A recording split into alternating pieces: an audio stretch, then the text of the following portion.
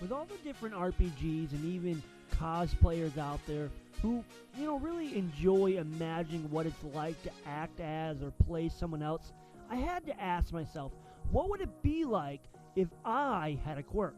Maybe the better question is, what if you had a quirk? Over the next few videos, I want to explore this idea. With that being said, let's do this.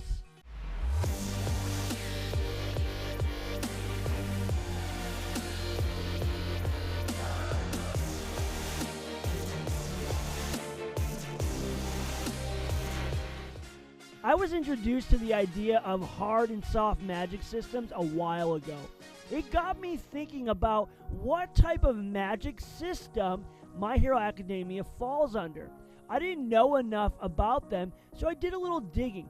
These two systems are the creation of Brandon Sanderson to help him with building worlds for his novels. To put it simply, a soft magic system is more mysterious, like in Lord of the Rings or the Chronicles of Narnia. We know there are powerful beings with strong magic, but we never really know what they're capable of. Opposite of that is hard magic system, where there are specific rules for the power used. Since the magic is more defined, it fits into the world and is often widely used.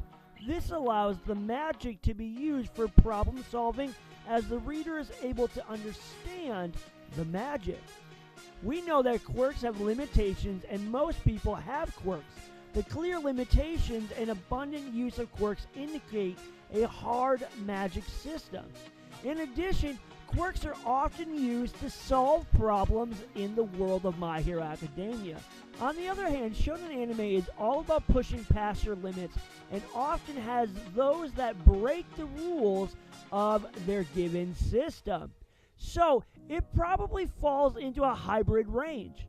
But it got me thinking, what if I had a quirk? And then again, what if you had a quirk? We could make a random chart and have you roll to see what you get. But that doesn't sound all that fun.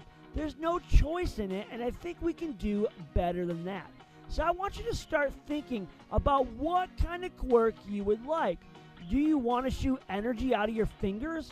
Maybe you want to turn it into fire. Or maybe you want to be some kind of mutant like Asui or Ojiro.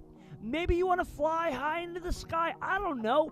But you know what? You can do anything. Why? Because we are picking quirks today. Now just wait a moment. You can't just offer these people unlimited power. That's pure insanity. What? Who is that? Oh no, is that my arch nemesis? That's right, and I'm here to rain on your little power parade. If you're going to do this, you have to do it right. Luckily for you, I've created a system for just this very purpose. Why would you create a system to give people quirks? Because unlike in the anime, if you gave everyone powers, then the whole world would descend into chaos. Didn't you just say that I cannot give them unlimited power? But my system won't do that. I designed it with limitations in mind. So we aren't picking quirk specifics? Oh, you can, and please do. However, this system won't dictate what you can do, so much as what you can't do. So what if I want to have bird wings with eyes on each feather? Or what if I want to simply be able to read everyone's weakness? How does this system apply to any of those? I won't limit your creativity, if you have any. Make whatever you want, and then find a way to make it fit my system. If you want crazy bird wings or weird weakness quirks, you can. That's not my job to come up with them. Come up with what you want first. Then, as you go through the system, pick what fits the quirk that you have in mind.